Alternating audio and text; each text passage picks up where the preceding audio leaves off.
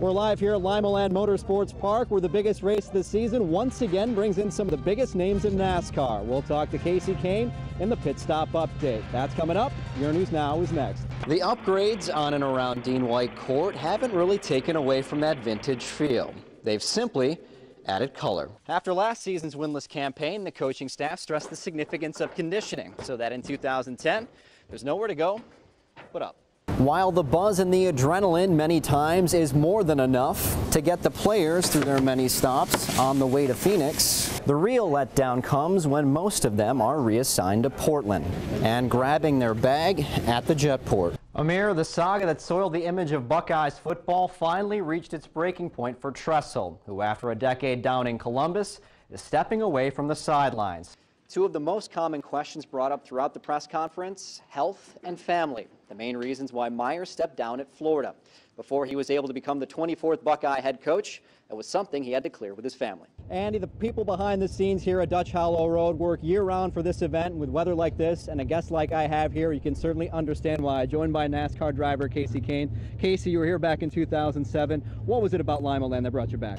Hey, Rob, that's certainly not only underway, it almost comes to a conclusion today. It's a rare day with the schedule where it's practically all for the girls. 14 girls games, 2 boys games on the slate here in Augusta. Everything you could ask for today in terms of high school basketball come tournament time. You got the bands, you got the fans, you got the drama. While winning might not be everything, it must be the only thing if the Red Claws are to make their first ever D-League postseason.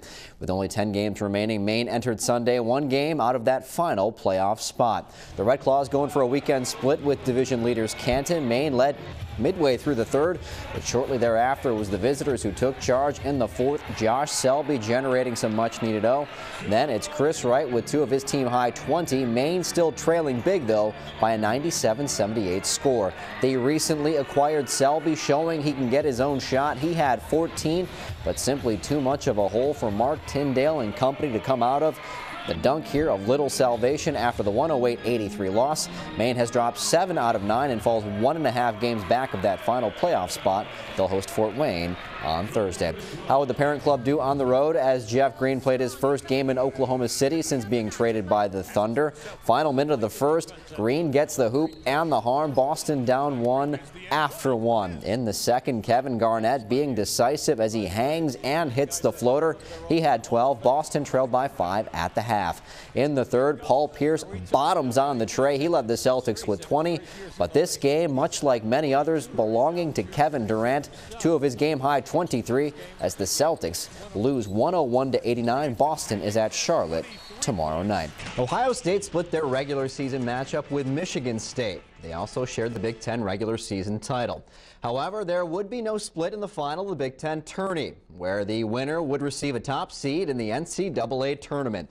Buckeyes seeking their 3rd straight conference tournament title, taking on the Spartans in Indianapolis. In the second half, LB alum Aaron Kraft to Lenzel Smith Jr. with the 3-ball, 44-42 OSU. Later, Kraft creating again, this time to Deshaun Thomas in the corner. Ohio State's lead at 7. Sparty responds. Brandon Wood capping an 8-0 run. He had a game-high 21. Michigan State back on top by 1. Under 6 minutes to go, Scarlet and Gray down 5. Kraft and Thomas teaming up on the inbounds. All 5 OSU starters were in double figures. Bucks within a bucket. That is Jared Sullinger backing in for 2 of his 18. They trailed 64-62. Same score, under 2 minutes to go. Draymond Green, the Big Ten Player of the Year, helps put it away. Michigan State holds on 68-64. Half the field is set for the regional finals in the high school football playoffs. Tonight, 8 more local squads had a shot at making it to the Elite 8. Something defending Division 6 state champs St. John's have done the previous 3 seasons. Todd Schulte and the Blue Jays up at BGSU's Deutsch Perry Stadium, tackling Tiffin Calvert in their Region 22 semi. Second quarter, no score. Alex Clark airs it out for Tanner Cavalich, who hauls it in deep in Calvert territory. That would lead to Jordan Bergfeld's opening score of the game, 7-0 St. John's. Just over 2 minutes left in the half. Blue Jays on the move again. Super sophomore Tyler Jettinghoff breaking free for the score. DSJ up 14-0 at the half. Second play of the third quarter, Mark Boggs, quick strike to Ryan Denzel, and he does the rest. Racing 40 yards for the touchdown. St. John starts to blow it open, up 21-zip. Still in the third, they give to Jettinghoff, who bowls his way in for his second TD of the game as St. John's cruises 35-0 and are stoked to be back in the regional final for the 4th straight year. In Division 4, top-ranked Kenton has cruised throughout the season. The Wildcats are 11-0 for just the second time in school history. The last time was 10 years ago when they won their first state title. Ben Mock was the quarterback back then for that team. Another Mock leading the way now. Maddie getting some Heisman love, but let's not get ahead of ourselves. Wildcats taking on a tough Genoa squad, and the Comets come out punching Kenton in the mouth. Kyle Nutter gives Genoa an early 6-0 lead. Second quarter, Kenton trailing 9-0. Mock, the Missouri-bound quarterback, doing it with his legs. Such a great athlete. 42-yard sprint to the zone. Wildcats down 9-8 at the half, but Genoa came to play. Third quarter, Tyler Pickard rips free for a 22-yard touchdown.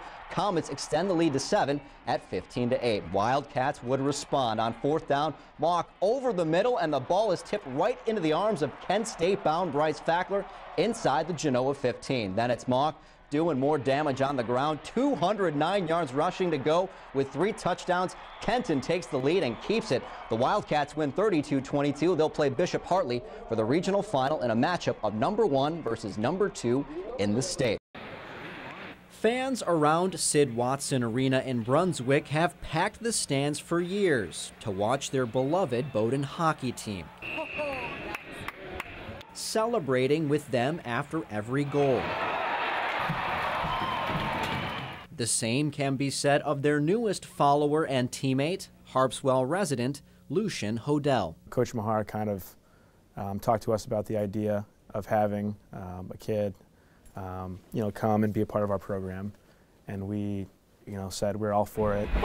The squad came into touch with Lucian through Team Impact, a nonprofit organization that connects collegiate teams with children facing adverse or life-threatening conditions. Lucian was born with cerebral palsy. It's just a check. It's just an opportunity to reflect and be grateful and thankful for what you're blessed with, and also to make an impact on somebody's life. With Team Impact ties already established at the school, it was a no-brainer that Lucian be linked to the hockey team. A week after being adopted as a 21-month-old from Haiti, Lucian saw his first hockey game in person. I understand you're a hockey guy. You like hockey a lot. Is that your favorite sport? Yeah. What do you like about hockey so much? Physical. Something Lucian witnessed up close and personal as his role quickly expanded from one of the guys to coach. Anything you want to say to him?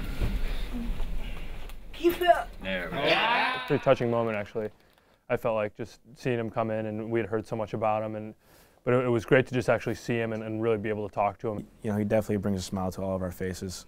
He's one of those kids that he enjoys hockey. He loves life. You can tell that big smile on his face. A lot of people think we just get caught up in the W's and L's and the winning, and really these are where I get my victories. The biggest reward, though, belongs to number 28. What's it like to be a part of the Bowdoin hockey team? It's amazing. He's definitely a huge part of our team now. Since he can't walk or play hockey, it's kind of like we're playing for him in a way. In Brunswick, Csaba Sukosd, News Center. Zach Miller can get low on the wrestling mat. For him, it's not really a choice, as he was born without a femur in his left leg. I don't know any difference. I don't know how it walked with 2 legs and everything. I adapt to everything, no matter what. The sophomore at Kenton had a lot of grappling to do in this, his first season ever wrestling. Having a handicap, he wasn't certain how he'd fare. I thought it was a disadvantage at the beginning of the season. I was like, I probably won't do too good this year. You don't know how hard he's going to work just because of the disability he has. Quickly, he proved he belonged. Taking his beatings, then giving his own. He was able to take away a spot from another wrestler here, and he earned that spot. The biggest thing he beat on the hurdle, to make 160 pounds, he had to lose weight. I don't think he's ever lost weight, in his life. Having conquered the scales, his next opponent was his supposed weakness. That's not your handicap. We're going to make that your strength. He's so low that you can't get in on a leg. I think I'm pretty good at getting up, but he holds me down better than a lot of people do. All that work finally paid off with his first career win a few weeks back. It was cool, but I wanted it win more and get better. Even if I won, I don't care enough. I want to keep on winning. I don't want to lose all the time. I'm a big competitor, so I don't want to ever lose. His endurance through the season and throughout his life serves as a steady reminder, not only to himself, but his teammates. Come on, Zach! Maybe I should work as hard as that kid, and even if he has a disadvantage, it doesn't matter. He can still do it every day and work hard as possibly can. If he can do it, then I better be able to do it. I guess the best way to describe it is he's got, I'd say, more heart than anybody on the team. Then again, Zach's never had a problem picking himself up off the mat. In Kenton, Csaba Sukosd, your News Now Sports. When I was growing up, my father, always stressed to me the little things. Don't make excuses for things. Excuses are words of failure. The game is the fun part. Training is the taxing part, so you got to push yourself to the extreme level where your body say, I cannot go there. But it really can. The toughest part is kind of telling yourself, no, finish it right now, even though your legs is tired. There's no way that the game is going to be as hard as I train. If the game is going to be harder, I'm not doing what I'm supposed to be doing. There you go, just like that, just like that. My grandma always tell me, use things as stepping stones. You can use them as a stepping stone to fall down, or you can use them as a stepping block. You want to go hard, so it's game-like. So when you get in the game, you making that move, and it's like second nature. If you're going hard, you're going to make a mistake. You cannot be perfect. Stay focused, stay focused. If I miss 10 shots, stay focused. Plan on making the next one. When you become a pro, it's not about, your athletic ability. It's more about mental. It's a mental game then, because there's so many people that can play the game. So now you got to start outthinking this opponent. I'm trying to focus on the small things so I can take myself to that next level. My body is looking completely better. I feel great, and my confidence is out the roof. For the past 8 months, Sean Oden and Emily Broadman have been inseparable. That was when she suggested to him about competing in the CUPE Triathlon. I knew he'd take the challenge on, and the second I asked him, he was excited and just working hard from that day forth. Sean has never shied away from a challenge because he's been overcoming obstacles all his life. The 50-year-old was born with optic atrophy. I don't see images that well. The messages don't go from my eyes to the brain very well. So Emily acts as his eyes, guiding him throughout. The first leg is the swim. How do you feel, Sean? How do you feel? Good. Okay, good. Let's keep it right here. Damn good. Keep it going. 500 yards later, they were welcomed back to shore. Here we go. Okay, pick it up. One down, 2 to go. From lapping the lake, it was on to pumping the pedals. The bike was great. We just stayed comfortable, stayed relaxed. 15 miles later, they were pounding the pavement for 3 more miles. That last mile, we just thought, finish, finish, finish, go, go, go. After 2 tumultuous hours, they crossed the finish. Shortly after the realization of what he accomplished, the emotion started to sink in. I'm sorry. Okay. You did so good.